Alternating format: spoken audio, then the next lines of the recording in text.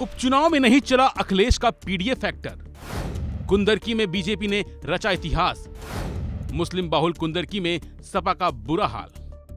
जी हां, उत्तर प्रदेश की 9 विधानसभा सीटों पर उपचुनाव हुए थे। वोटों की गिनती हो गई है। यूपी की 7 सीटों पर एनडीए और 2 पर सपा ने जीत हासिल की है। एनडीए में बीजेपी 6 और आरएलडी ने 1 पर अपनी जीत दर्ज की है। कुंदरकी विधानसभा सीट पर सबसे बड़ा उलटफेर हुआ है। मुस्लिम बाहुल कुंदरकी विधानसभा सीट पर भाजपा ने 1,43,192 वोटों से जीत हासिल की है। यहां से बीजेपी के रामवीर सिंह ने चुनाव जीता है।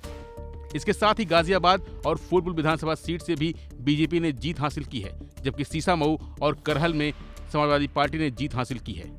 इन सभी 9 सीटों पर हुए विधानसभा उपचुनाव समाजवादी पार्टी और बीजेपी के लिए प्रतिष्ठा की लड़ाई बन गई थी। इसे 2 साल बाद होने वाले विधानसभा चुनाव से पहले का सेमीफाइनल माना जा रहा था। जिस तरह से उपचुनाव में जनता ने बीजेपी का साथ दिया है और समाजवादी पार्टी को दरकिनार किया, उससे साफ हो गया कि उत्तर प्रदेश में योगी का हिंदुत्व वाला फॉर्मूला काम कर गया।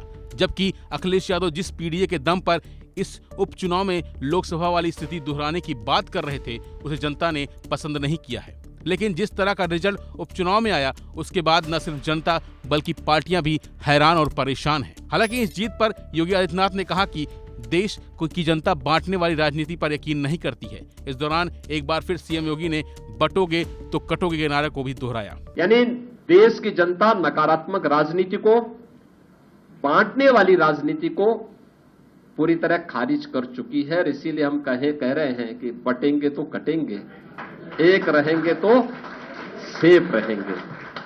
तो एक रहेंगे, सेफ रहेंगे पर देश की जनता जनार्दन ने राष्ट्रीय एकता और अखंडता को मजबूती प्रदान करने के लिए, सुरक्षा और समृद्धि के लिए अपना जनादेश दिया है। मैं आप सबका एक बार फिर से अभिनंदन करता हूं। भारतीय जनता पार्टी के उन लाखों कार्यकर्ताओं का हृदय से उन्हें बधाई देता हूं और विजयी प्रत्याशियों को भी अपनी बधाई देता हूं।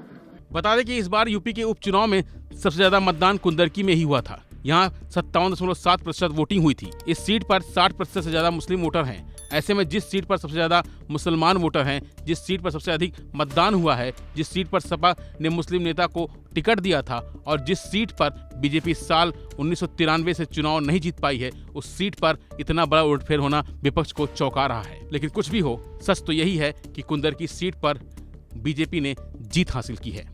फिलहाल के बस इतना ही। बाकी अपडेट बने रहिए वन इंडिया हिंदी के साथ।